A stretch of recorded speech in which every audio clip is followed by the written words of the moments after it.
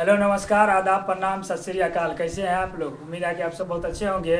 और आज के लेक्चर में आज हम लोग क्लास 10th के फिजिक्स का लेक्चर नंबर फर्स्ट और चैप्टर 3 जो कि हमारा विद्युत है, ठीक है, इलेक्ट्रिसिटी, इसी का लेक्चर नंबर पहला पढ़ने वाले हैं, ठीक है। इससे पिछले लेक्चर में हमने जो चैप्टर 2 था हमारा मानव नेत्र एवं रंग बिरंगा संसार, ठीक है, ये पूरा चैप्टर हम लोग पढ़ चुके थे, ठीक है। तो आइए भगवान गणेश की कृपा से इस चैप्टर का शुरुआत करते हैं। सबसे पहले है विद्युत। इस चैप्टर का नाम है विद्युत, ठीक है। देखिए यहाँ पर जैसे हम लोग दैनिक जीवन में इलेक्ट्रिसिटी यानी कि बिना इलेक्ट्रिसिटी के अभी जो जीवन है इसकी कल्पना भी नहीं कर सकते, ठीक है।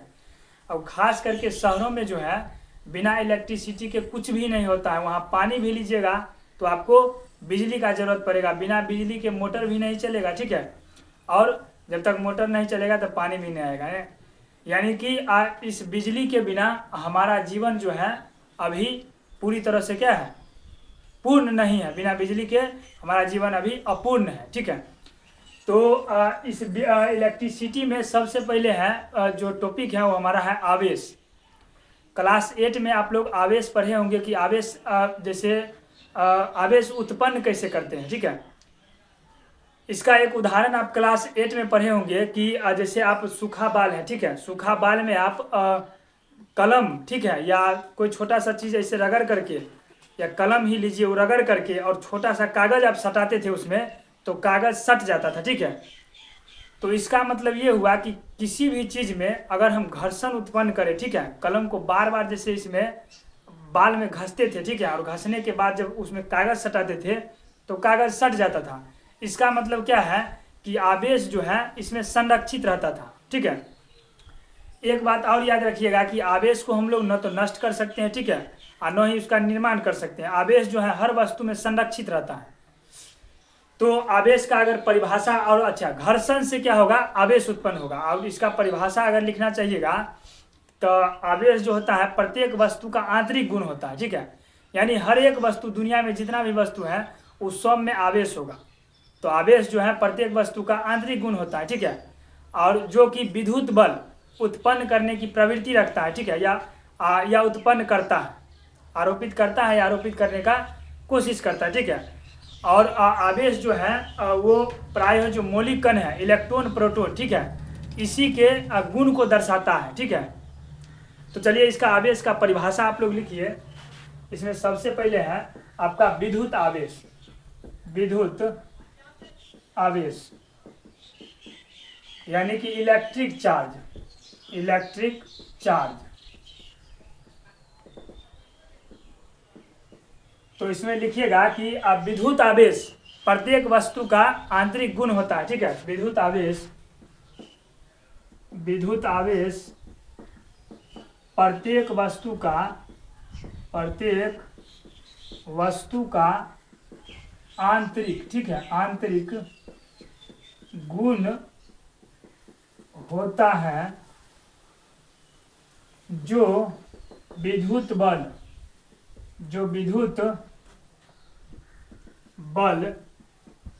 आरोपित करता है या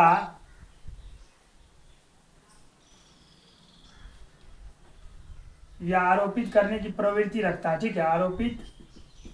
आरोपित करने की प्रवृत्ति, ठीक है, प्रवृत्ति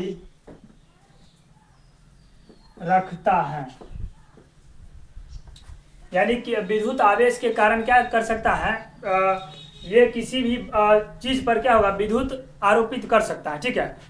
और एक चीज और लिखिएगा कि विद्युत जो बल है, विद्युत आवेश जो है वो प्रायः जो है मौलिक कण इलेक्ट्रॉन और प्रोटॉन के गुण को दर्शाता है, ठीक है।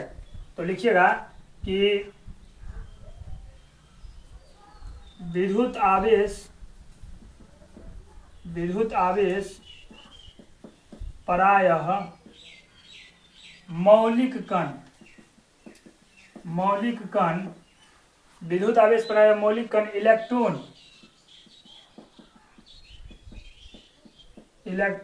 और प्रोटॉन के गुण को दर्शाता है, ठीक है, गुण को दर्शाता है। विद्युत आवेश को हम लोग न तो निर्माण कर सकते हैं, न ही इसे हम लोग नष्ट कर सकते हैं। यानी विद्युत आवेश प्रत्येक वस्तु में क्या होगा, आपका संरक्षित रहेगा, ठीक है। लिखिएगा कि विद्युत आवेश को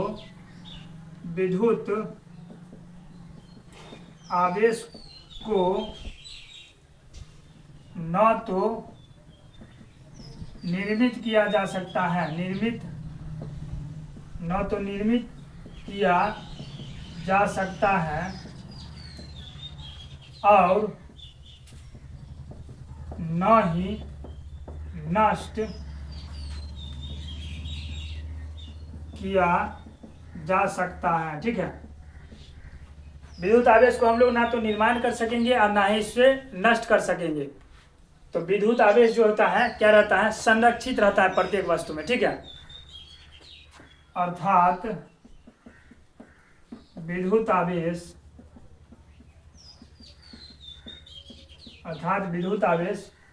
संरक्षित रहता है, ठीक है, संरक्षित रहता है। अच्छा, विद्युत आवेश जो होता है कितने प्रकार का होता है, तो विद्युत आवेश आपका 2 प्रकार का होगा, ठीक है। एक होगा आपका धन आवेश और एक होगा ऋण आवेश, ठीक है। तो इस चीज को लिखिएगा कि विद्युत आवेश जो है, विद्युत आवेश 2 प्रकार के होते हैं, ठीक है, 2 प्रकार के होते हैं। कौन कौन होगा, पहला होगा आपका धन आवेश और दूसरा होगा ऋण आवेश, यानी पॉजिटिव चार्ज और निगेटिव चार्ज, ठीक है। इसमें विद्युत आवेश का आपका गुण भी होगा, ठीक है। आवेश जो होता है इसमें जैसे धन आवेश और धन आवेश, ये आपका हो गया समान आवेश, ठीक है। और समान आवेश एक दूसरे को क्या करेगा, प्रतिकर्षित करेगा, ठीक है। और असमान आवेश, जैसे एक धन आवेश लिए एक ऋण आवेश लिए, ठीक है, तो ये जो है आपको एक दूसरे को क्या करेगा, आकर्षित करेगा, ठीक है। तो इस चीज को लिखिएगा कि जो विद्युत आवेश के गुण, ठीक है, विद्युत आवेश के गुण लिखिएगा। विद्युत आवेश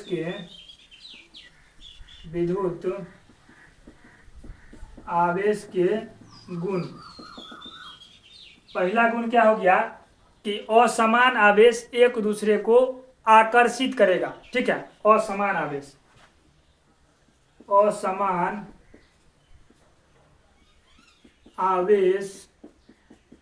एक दूसरे को,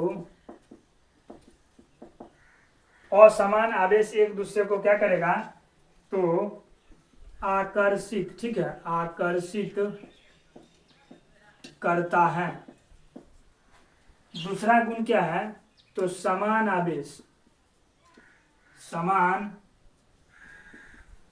आवेश एक दूसरे को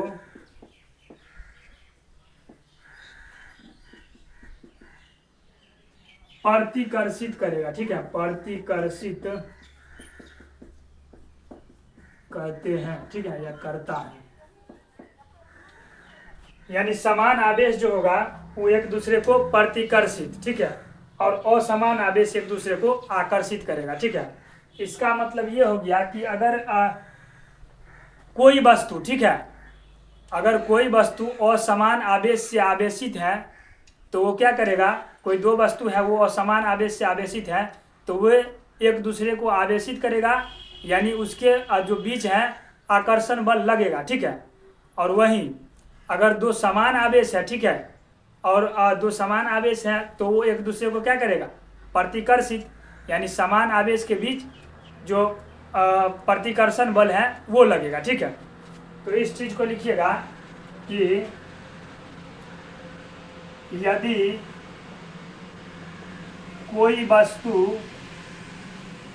कोई वस्तु असमान आवेश से, ठीक है,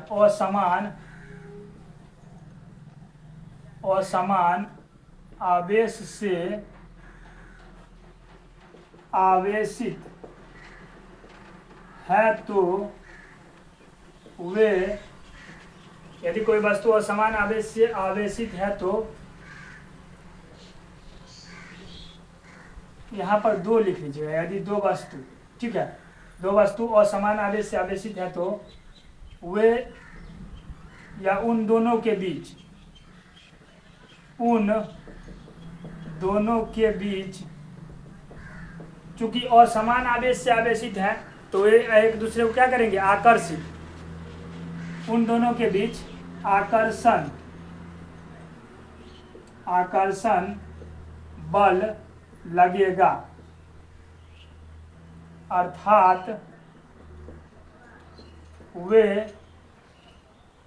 दोनों एक दूसरे को आकर्षित करेंगे,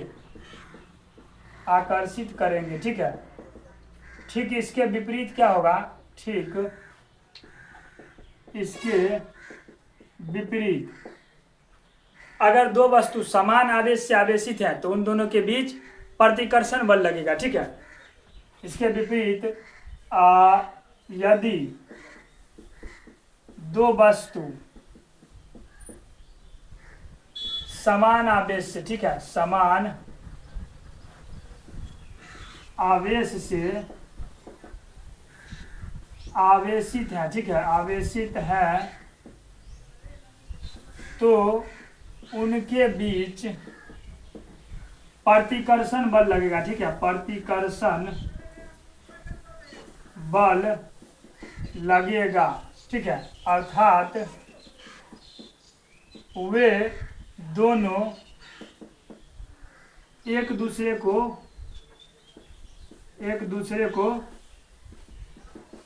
प्रतिकर्षित करेंगे, ठीक है, प्रतिकर्षित करेंगे।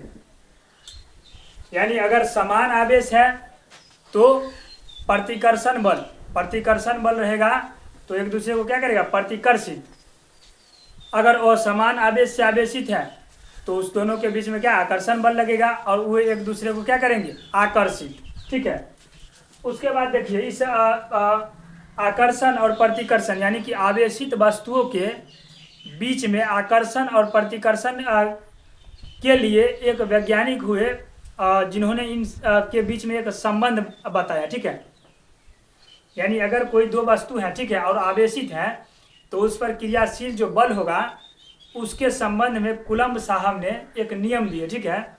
उस नियम को आप लिखिएगा यहीं पर, कूलम्ब का नियम, ठीक है। और यहाँ पर एक चीज लिख लीजिएगा कि आवेश जो होता है वो घर्षण से उत्पन्न होता है, ठीक है। यहीं पर लिख लीजिएगा कि आवेश या घर्षण से आवेश उत्पन्न होता है, ठीक है, घर्षण से आवेश उत्पन्न होता है। अच्छा, इसका हम बता भी दिए कि माथा में आप ऐसे ऐसे बार बार घसीएगा तो उससे घर्षण से क्या हो जाएगा, इसमें आवेश हो जाएगा और छोटा कागज लीजिएगा तो खटाक से सट जाएगा, ठीक है। तो वही हो गया, घर्षण से आवेश उत्पन्न होता है। अब कूलम्ब साहब का नियम लिखिए, लिखिएगा कि आवेशित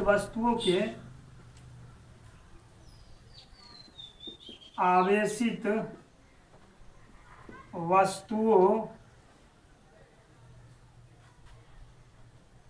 या पहले कूलम्ब का नियम लिख लीजिएगा, ठीक है, कूलम्ब का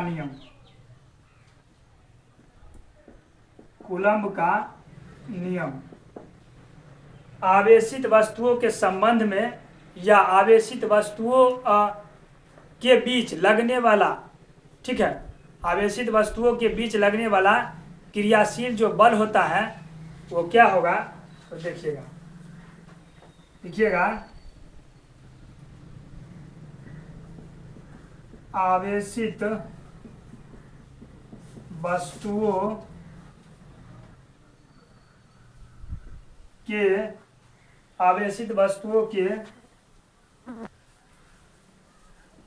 आकर्षण, ठीक है, आकर्षण तथा प्रतिकर्षण,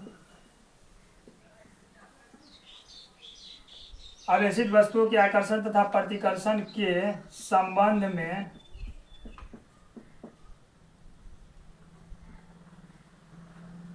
संबंध में कूलम्ब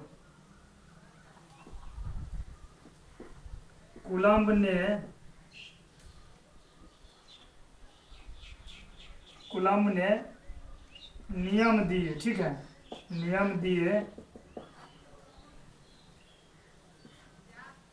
अच्छा, नियम दिए वो क्यों, नियम क्या है? आवेशित वस्तुओं के आकर्षण तथा प्रतिकर्षण के संबंध में कूलम्ब साहब ने एक नियम बताया। अब नियम क्या है, अब नियम लिखिएगा, देखिए यहाँ पर दो वस्तुओं के बीच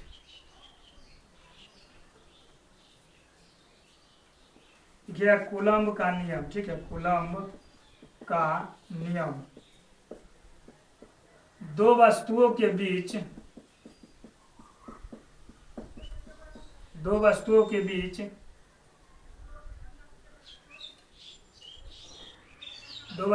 बीच क्रियाशील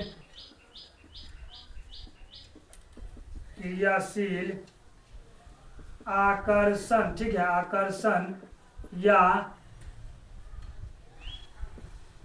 प्रतिकर्षण बल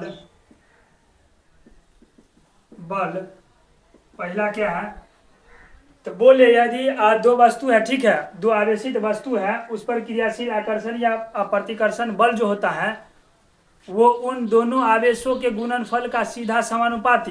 पहला क्या चीज बोले कि यदि दो वस्तुओं के बीच क्रियाशील आकर्षण या प्रतिकर्षण बल है, ठीक है, तो पहला होगा वो जो बल लगेगा उन दोनों आवेशों के बीच जो क्रियाशील बल है उन दोनों आवेशों के गुणनफल का सीधा समानुपाती होगा, ठीक है।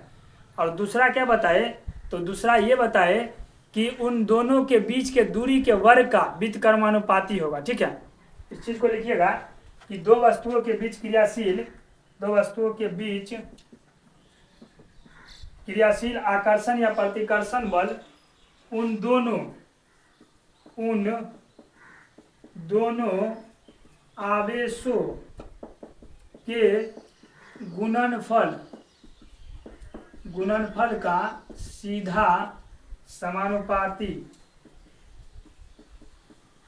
सीधा समानुपाती होता है, ठीक है, होता है। दूसरा क्या चीज बोले, उन दोनों आवेशों के बीच के दूरी के वर्ग का व्युत्क्रमानुपाती होता है, ठीक है। उन दोनों आवेशों के बीच की दूरी के वर्ग का सीधा समानुपाती होता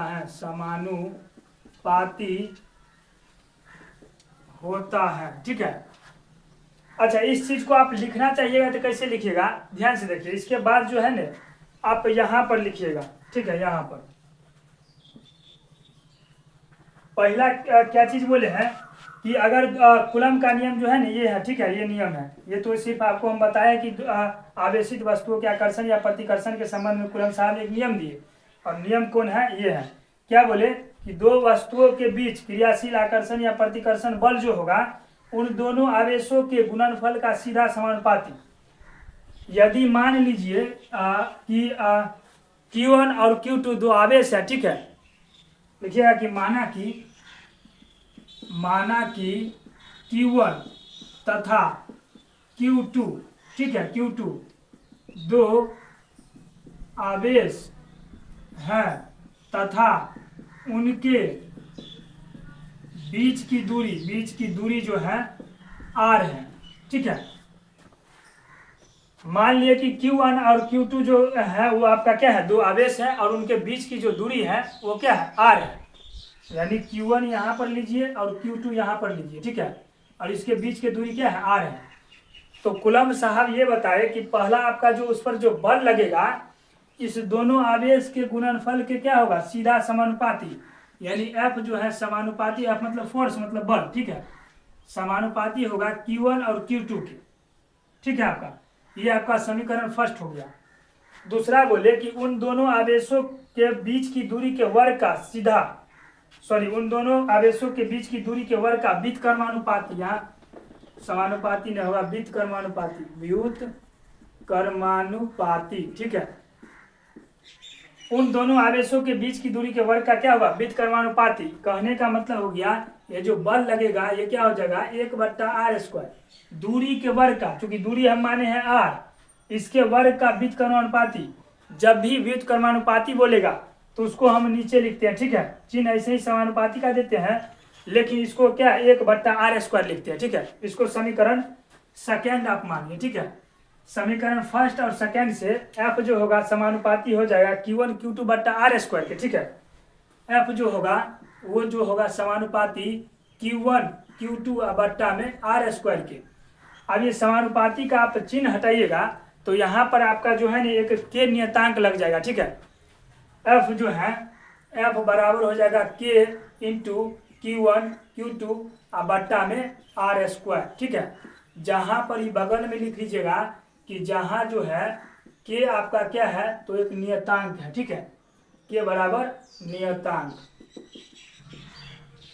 उम्मीद है कि कूलम्ब का नियम आप समझ गए होंगे, ठीक है। कूलम्ब साहब क्या बोले कि यदि कोई दो आवेशित वस्तु है, ठीक है, उसके बीच की अगर मतलब Q1 और Q2 अगर दो आवेश है उसके बीच की दूरी अगर r है तो उनके बीच लगने वाला जो आकर्षण बल होगा, ठीक है, उसके आवेश के गुणनफल का सीधा समानुपाती और उनके दूरी के वर्ग का व्युत्क्रमानुपाती होगा, ठीक है। यहाँ से एक आपका सूत्र भी निकल कर आया कि F बराबर के इंटू Q1 Q2/r², जहाँ के क्या है आपका नियतांक है, ठीक है। चलिए, उम्मीद है कि इतना चीज आप समझ गए होंगे। यहाँ पर कुल मिलाकर के आवेश के बारे में ही बात की है, ठीक है। अभी इलेक्ट्रिसिटी चैप्टर जो विद्युत है उसके बारे में अभी बात नहीं की है, ठीक है। यहाँ पर विद्युत आवेश आप जरूर समझ गए होंगे, ठीक है, क्योंकि इसका जो आवेश है ये हम लोग 8वां से ही पढ़ते आ रहे हैं। 8वां में एक कंघी वाला उदाहरण था कि आप बाल में कंघी करते हैं और कागज सटाते हैं तो क्या होता है आपका सट जाता है कागज, ठीक है।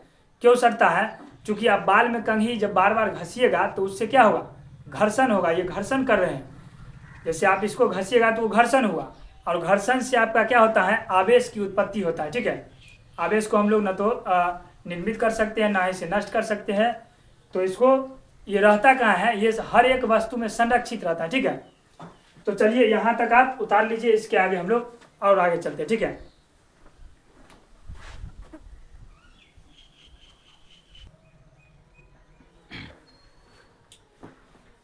चलिए अब हम लोग विद्युत आवेश के उत्पत्ति के कारण देखते हैं, ठीक है। विद्युत आवेश जो होता है उत्पन्न होता है उसका कारण क्या होता है, लिखिएगा स्टार दे करके कि विद्युत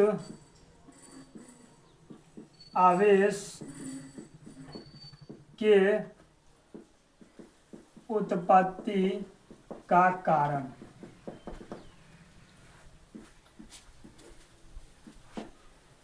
देखिए, विद्युत आवेश की उत्पत्ति का जो मुख्य कारण है वो है इलेक्ट्रॉन का स्थानांतरण, यानी एक जगह से इलेक्ट्रॉन का दूसरे जगह जाना। एक जगह से दूसरे जगह जैसे ही इलेक्ट्रॉन बार बार जाता है तो क्या होता है वहां पर आवेश उत्पन्न हो जाता है, ठीक है। लिखिएगा कि विद्युत आवेश की उत्पत्ति के कारण क्या है, तो इलेक्ट्रॉन का स्थानांतरण। विद्युत आवेश की उत्पत्ति के मुख्य कारण इलेक्ट्रॉन का स्थानांतरण है। इलेक्ट्रॉन का स्थानांतरण है, ठीक है। अच्छा देखिए यहाँ पर अगर कोई उदासीन वस्तु है आपका, ठीक है, तो उसमें इलेक्ट्रॉन और प्रोटॉन इस दोनों का संख्या क्या होगा, समान होगा।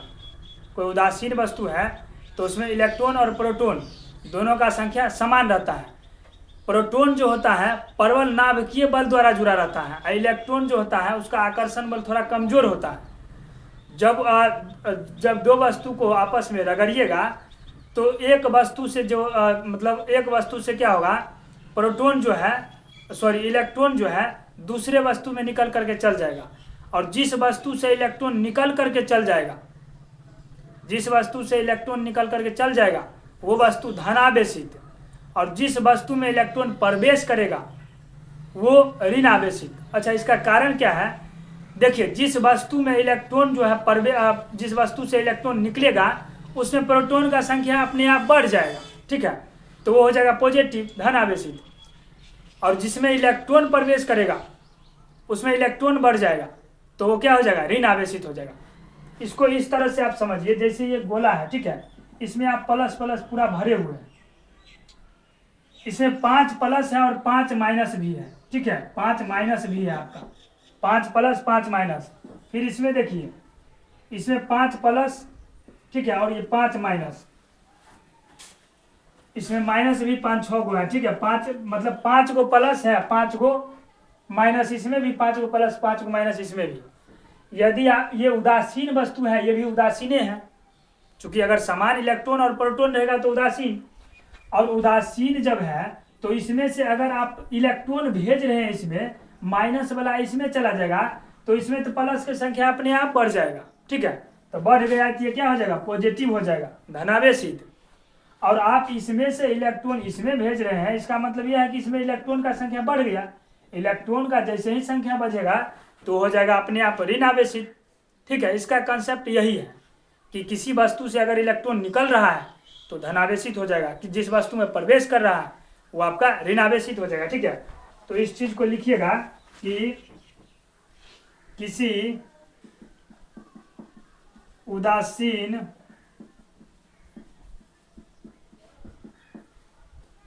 वस्तु में इलेक्ट्रॉन एवं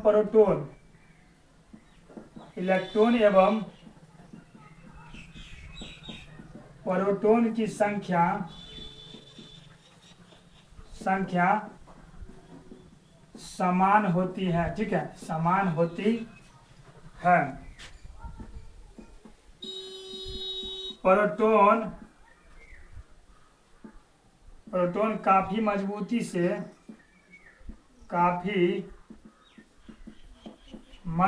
से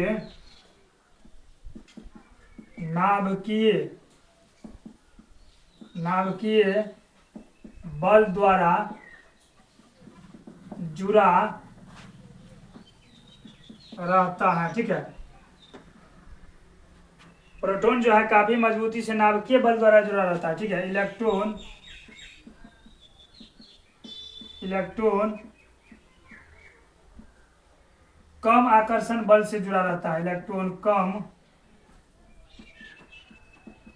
आकर्षण बल से जुड़ा रहता है, ठीक है।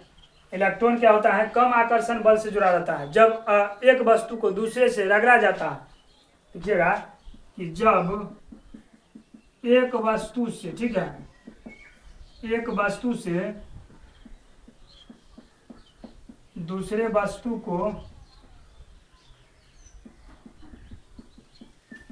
को रगड़ा जाता है तो एक वस्तु से, तो पहले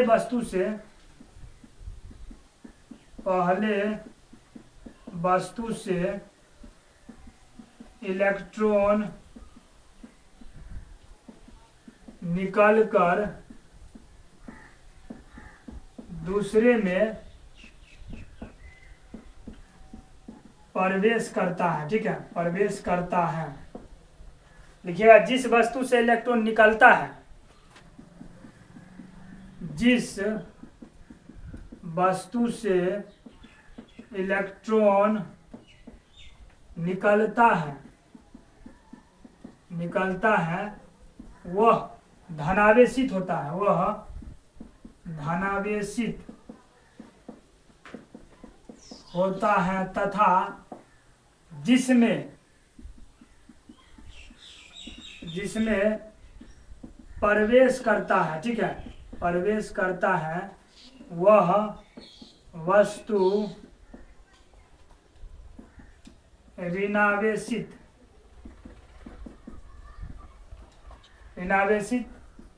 हो जाता है, ठीक है। अच्छा, इसका कारण लिखिएगा।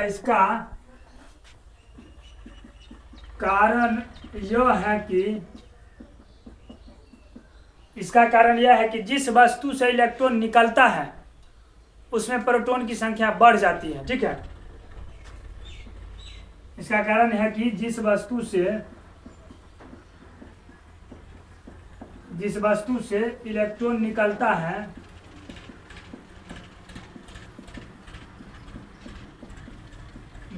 है उसमें प्रोटॉन की संख्या बढ़ जाती है। ठीक है, प्रोटॉन की संख्या बढ़ जाती है, फलस्वरूप वह धनावेशित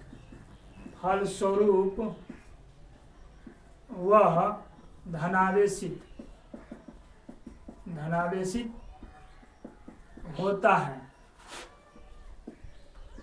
और जिसमें इलेक्ट्रॉन प्रवेश करता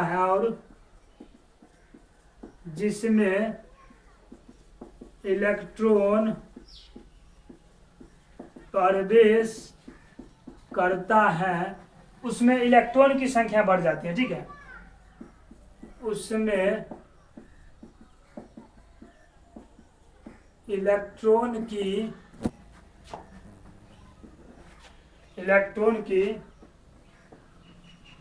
संख्या बढ़ जाती है। ठीक है, बढ़ जाती है,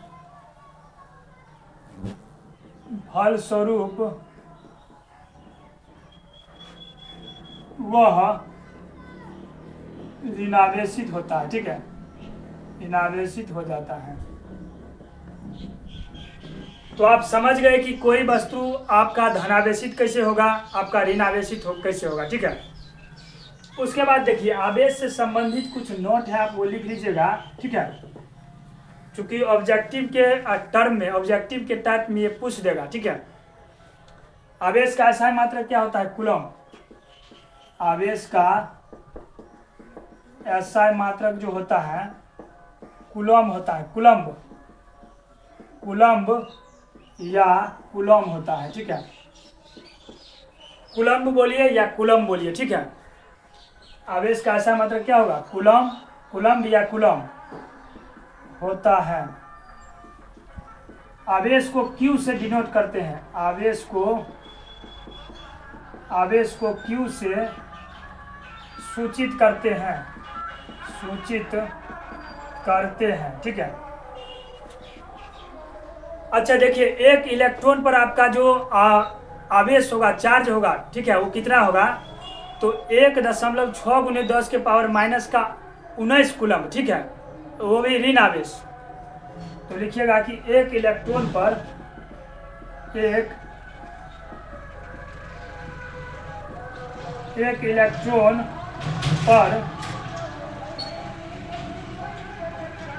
इलेक्ट्रॉन पर 1.6 × 10 के पावर माइनस 19 कूलम, C मतलब कूलम, इतना ऋण आवेश होता है। ठीक है, ऋण आवेश होता है। इस चीज को आप जरूर लिख लीजिएगा। ठीक है, अच्छा अब आवेश का हम लोग प्रवाह जानेंगे। ठीक है, जैसे मान लीजिए आपका दो गोला है, कोई A गोला है, कोई B गोला है। A आपका धनात्मक है, B आपका ऋणात्मक है। ठीक है, इस चीज को समझिएगा। यहाँ पर जैसे आप जैसे ये कोई गोला है। ठीक है, ये आपका हो गया धनात्मक गोला। पहले लिखिएगा विद्युत आवेश का प्रवाह, विद्युत आवेश का प्रवाह। ठीक है, ये आपका टॉपिक है, विद्युत आवेश का प्रवाह। विद्युत आवेश का अगर दो गोला है, एक आपका मान के चलिए A है धनात्मक और B हो गया आपका ऋणात्मक। तो जब भी अगर A गोला से B गोला की तरफ, ठीक है, मतलब उसमें आवेश का जब प्रवाह होगा तो A गोला से B गोला की तरफ होगा, यानी धनात्मक से ऋणात्मक की ओर। ठीक है, वास्तव में जो होता है ऋणात्मक से धनात्मक की ओर होता है। ठीक है, लेकिन इस चैप्टर में हम लोग कन्वेंशनल धारा के बारे में पढ़ेंगे। ठीक है, तो वो आपका पॉजिटिव से निगेटिव की ओर जाएगा। जैसे आपका देख लीजिए यहाँ पर जैसे कोई ए गोला हो गया। ठीक है, ए हो गया, ये बी हो गया। ठीक है, तो ये आपका धनात्मक गोला हो गया, धनात्मक धनात्मक गोला। ये आपका होगा ऋणात्मक गोला। ठीक है, ये धनात्मक गोला से यानी पॉजिटिव और ये निगेटिव, यहाँ से इस तरफ जाएगा अगर धारा तो उसको बोलेंगे कन्वेंशनल धारा, ठीक है, कन्वेंशनल धारा, यानी ए से बी की तरफ गया और बी से अगर ए की तरफ आएगा तो उसको बोलेंगे विद्युत धारा, ठीक है। तो इसमें लिखिएगा कि जब भी हम लोग पॉजिटिव गोले से यानी कि धनावेशित गोले से जब भी हम विद्युत का प्रवाह करेंगे तो ये हमेशा धनावेशित गोला से ऋण आवेशित गोले की ओर जाएगा, ठीक है। लिखिएगा कि यदि ए तथा बी दो गोला है, ठीक है, ए धनावेशित है, बी ऋण आवेशित है, और अगर ए से बी की ओर अगर जाएगा तो उसको कन्वेंशनल धारा बोलिए, ठीक है। ये हमेशा जो है ना ए से बी की ओर ही जाएगा, ठीक है। तो लिखिएगा कि जब दो वस्तु में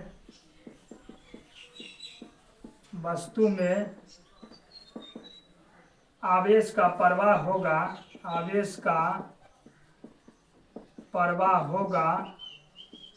तो वे जब दो वस्तु में आवेश का प्रवाह होगा तो वे धनात्मक गोले से ऋणात्मक गोले की दिशा में होगा, ठीक है, दिशा में होगा, और इसे ही कन्वेंशनल धारा कहते हैं, ठीक है, इसे ही कन्वेंशनल धारा कहते हैं, ठीक है। तो अब विद्युत आवेश का प्रवाह भी आप जान गए कि जब भी अगर दो आवेशित गोला है उसमें से अगर विद्युत का आवेश का प्रवाह होगा तो हमेशा धनात्मक से ऋणात्मक की ओर, इसको हम लोग बोलेंगे कन्वेंशनल धारा, ठीक है। चलिए इसको आप लिख लीजिए, ठीक है, तब तक फिर इसके बाद इसको मिटा करके इससे आगे चलते हैं।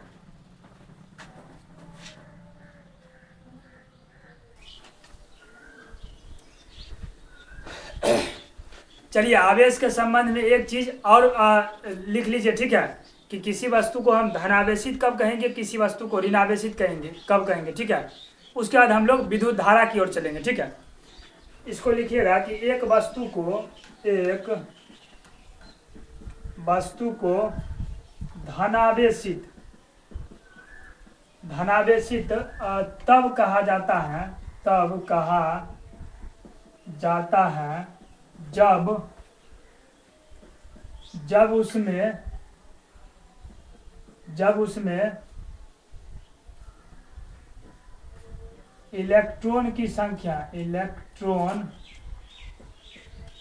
जब उसमें इलेक्ट्रॉन की संख्या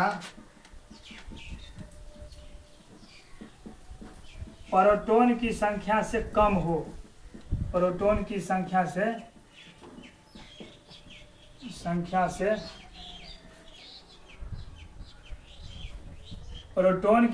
से कम हो। ठीक इसके विपरीत एक वस्तु को ऋणावेशित तब कहा जाता है, एक वस्तु को ऋणावेशित, ठीक है, ऋणावेशित तब कहा जाता है, ठीक है, एक वस्तु को ऋणावेशित तब कहा जाता है जब उसमें इलेक्ट्रॉन की संख्या प्रोटॉन की संख्या से ज्यादा हो, ठीक है, इलेक्ट्रॉन की संख्या प्रोटॉन की संख्या से ज्यादा हो यानी अधिक हो। चूंकि देखिए इलेक्ट्रॉन की संख्या कम रहेगा तो जाहिर सी बात है कि प्रोटॉन की संख्या ज्यादा रहेगा यानी धनावेशित। तो इलेक्ट्रॉन की संख्या कम रहेगा प्रोटॉन की संख्या से तो धनावेशित, इलेक्ट्रॉन की संख्या अगर प्रोटॉन की संख्या से ज्यादा रहेगा तो ऋणावेशित, ठीक है। चलिए इसके बाद हम लोग चलते हैं विद्युत धारा की ओर। विद्युत धारा यानी ये जो टॉपिक है हमारा, मतलब ये जो चैप्टर है विद्युत, वही विद्युत धारा यानी इलेक्ट्रिक करंट, इलेक्ट्रिक करंट। विद्युत धारा किसको बोलेंगे? तो देखिए किसी चालक तार से, ठीक है, किसी चालक तार से प्रवाहित होने वाले आवेश की दर को क्या बोलेंगे? विद्युत धारा, ठीक है। तो इसका परिभाषा लिखिएगा कि किसी चालक तार से प्रवाहित होने वाले, किसी चालक तार से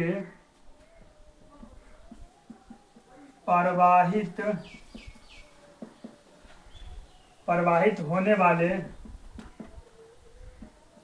आवेश की दर को, आवेश की दर को विद्युत धारा कहते हैं, ठीक है, विद्युत धारा कहते हैं। इसे प्रायः I से सूचित किया जाता है, ठीक है, विद्युत धारा को इसे प्रायः I से सूचित किया जाता है। विद्युत धारा को हम लोग किससे डिनोट करेंगे? I से, ठीक है।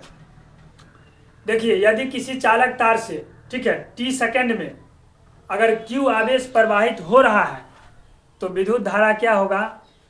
देखिएगा, यदि किसी चालक तार से, यदि किसी चालक तार से, ठीक है, t सेकेंड में Q आवेश प्रवाहित हो तो विद्युत धारा या उत्पन्न विद्युत धारा बराबर हो तो उत्पन्न विद्युत धारा, उत्पन्न विद्युत धारा यानी कि I बराबर आपका क्या होगा? यदि किसी चालक तार से t सेकेंड में अगर Q आवेश प्रवाहित हो रहा है तो उत्पन्न विद्युत धारा बराबर, चूंकि हम कह रहे हैं ना, इसका परिभाषा क्या होता है कि किसी चालक तार से प्रवाहित होने वाली आवेश की दर को, यानी I बराबर आपका आवेश ऊपर हो जाएगा, ठीक है, Q बट्टा में आवेश का दर बोल रहा है तो t से भाग देंगे, t, तो I बराबर Q बट्टा t, ठीक है। I बराबर आपका धारा बराबर क्या हो जाएगा? तो आवेश बट्टा समय, ठीक है। या इसी को लिख सकते हैं यहाँ पर, आप इसको क्या लिख सकते हैं? इसको लिख सकते हैं Q बराबर I अगुण T, I और T, ठीक है। या ये फॉर्मूला लिखिए या ये फॉर्मूला लिखिए, ठीक है। तो आपका यहाँ जो विद्युत धारा का जो सूत्र आया I बराबर Q बट्टा T आया, ठीक है। इसी में आपका जो है अगर 1 एम्पियर, ठीक है, 1 एम्पियर का अगर परिभाषा पूछेगा तो यहाँ पर क्या जवाब दीजिएगा? तो यदि किसी चालक तार से 1 सेकेंड में 1 कूलम आवेश अगर धारा प्रवाहित हो रहा है तो वहाँ पर उत्पन्न विद्युत धारा कितना हो जाएगा? 1 एम्पियर हो जाएगा, ठीक है। तो यहाँ पर 1 एम्पियर का परिभाषा लिखिएगा, 1 एम्पियर, ठीक है, 1 एम्पियर।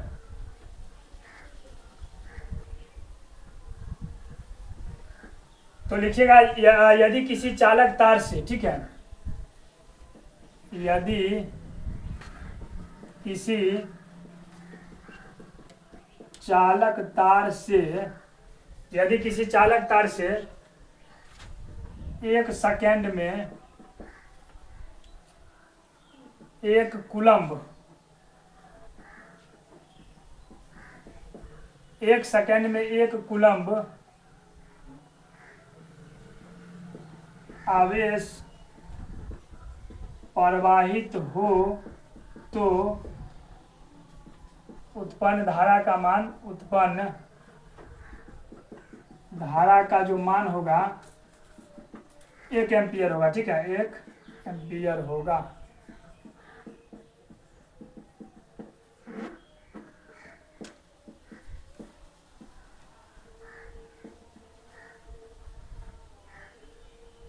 चलिए 1 एम्पियर का परिभाषा क्या हो गया, यदि किसी चालक तार से हम लोग 1 सेकेंड में अगर 1 कूलम्ब आवेश प्रवाहित करवा रहे हैं तो उस पर जो मान निकलेगा धारा का वो आपका 1 एम्पियर होगा। ठीक है। अच्छा, कभी कभी क्या होता है, मतलब विद्युत धारा मापने के लिए बहुत बड़े पैमाने पर जब विद्युत धारा मापा जाता है, ठीक है, तो उसमें हम लोग किलो एम्पियर और मेगा एम्पियर का उपयोग करते हैं। ठीक है। और जब बहुत कम मात्रा में जब विद्युत धारा मापा जाता है तो वहाँ पर मिली एम्पियर, ठीक है, और माइक्रो एम्पियर का उपयोग करते हैं। ठीक है। चलिए 1 सेकेंड रुकिए, तब तक यहाँ तक आप लिखिए। ठीक है, थोड़ा पानी पी लेते हैं।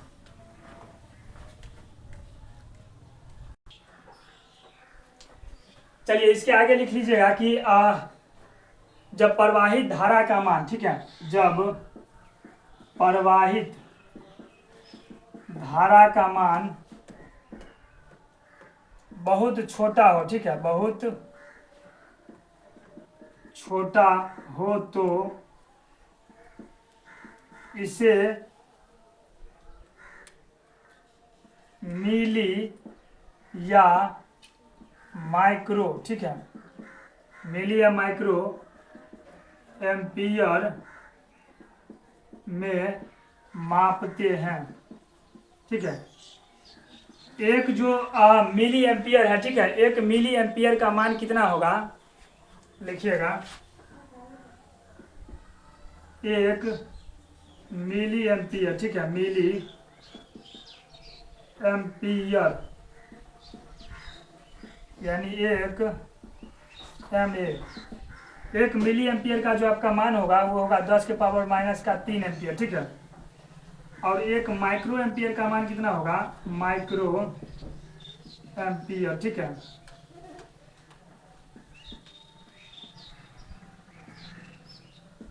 एक माइक्रो एम्पियर का कितना मान होगा, तो 10⁻⁶ एम्पियर।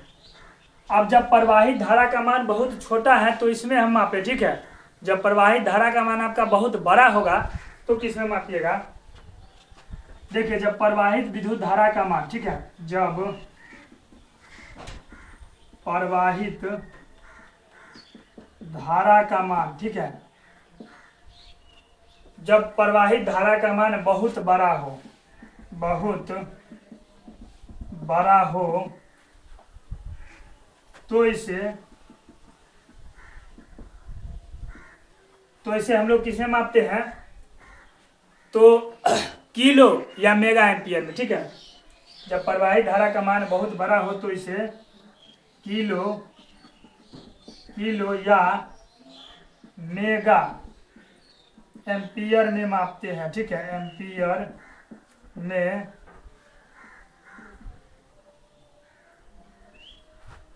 मापते हैं। अच्छा, 1 किलो एम्पियर बराबर कितना होगा, 1 किलो एम्पियर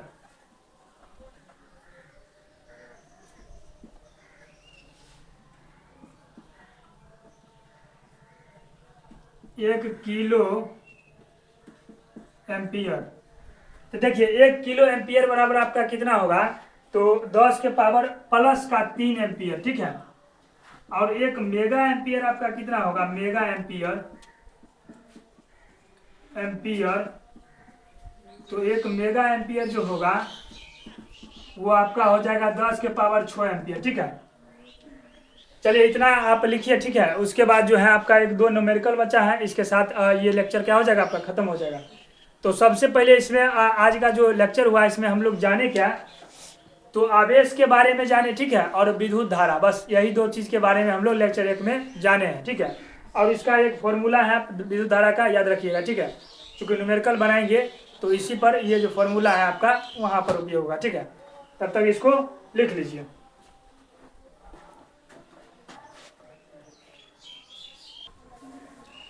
चलिए आपका 2 न्यूमेरिकल हम लोग बनाते हैं। अभी जो 2 टॉपिक पढ़े हैं, एक विद्युत आवेश का और एक विद्युत धारा का। ठीक है। उससे संबंधित आपका 2 न्यूमेरिकल हम लोग बनाते हैं, बहुत छोटा छोटा है, वही फॉर्मूला पर आधारित है। ठीक है। करा, यदि किसी चालक में 2 मिनट तक 3 एम्पियर की धारा प्रवाहित की जाए तो उससे कितने कूलम आवेश प्रवाहित होंगे। इसमें देखिए, जब भी बनाइएगा तो मिनट को आप सेकेंड में चेंज कर लीजिएगा, ठीक है, मिनट को आप सेकेंड में चेंज कर लीजिएगा। तो यहाँ पर कह रहा है कि यदि किसी चालक में 2 मिनट तक, 2 मिनट कह रहा है, इसका मतलब समय दिया गया है आपका, यानी टी का मान आपको 2 मिनट दिया गया है, 2 मिनट। अच्छा, इसको 2 मिनट को आप सेकेंड में चेंज कीजिएगा तो 2 गुने 60 यानी कि 120 आपका सेकेंड होगा ये, ठीक है। चलिए, उसके बाद कह रहा है कि 3 एम्पियर की धारा प्रवाहित की जाए। विद्युत धारा का मान आपका कितना दिया गया है, विद्युत धारा,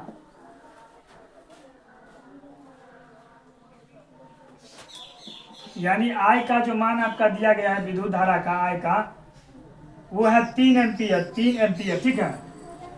कह रहा है कि कितने कूलम आवेश, आवेश कह रहा है निकालने के लिए, विद्युत आवेश यानी Q का मान कर रहा है। तो अभी जस्ट इससे पहले आपको फॉर्मूला बताया है कि Q बराबर क्या होता है, आई टी, ठीक है, या I बराबर Q बट्टा T.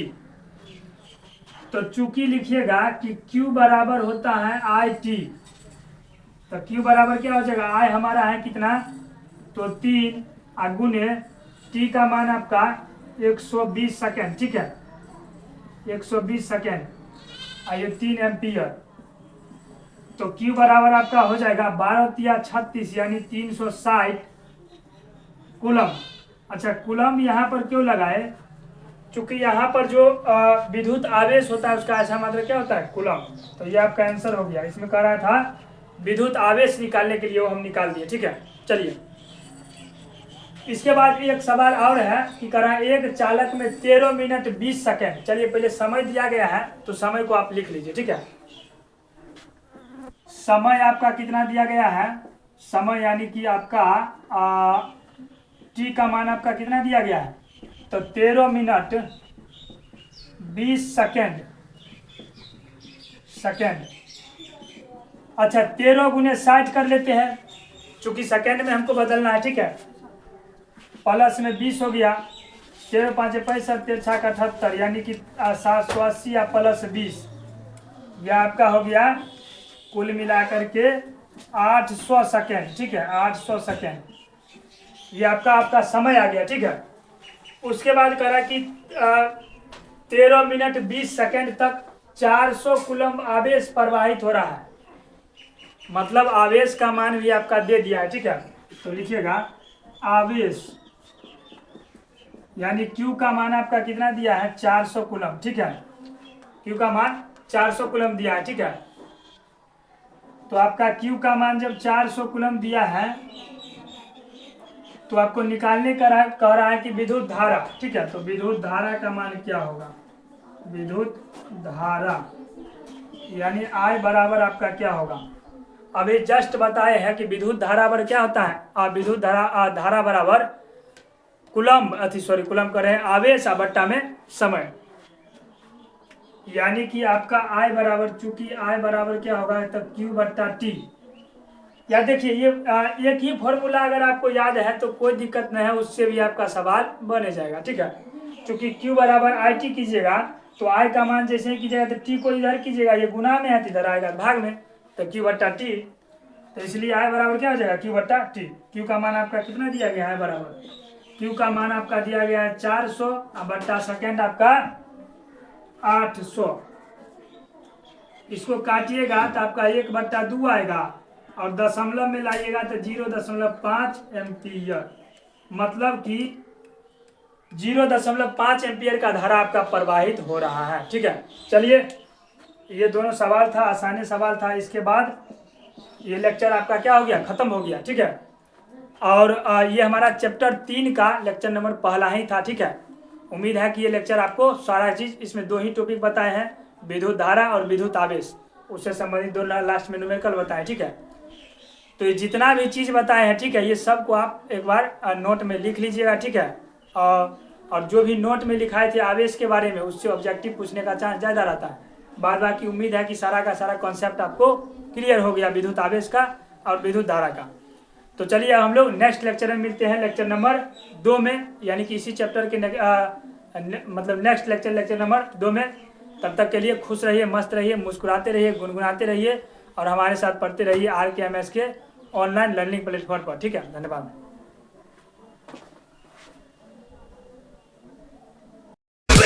Think of me clear.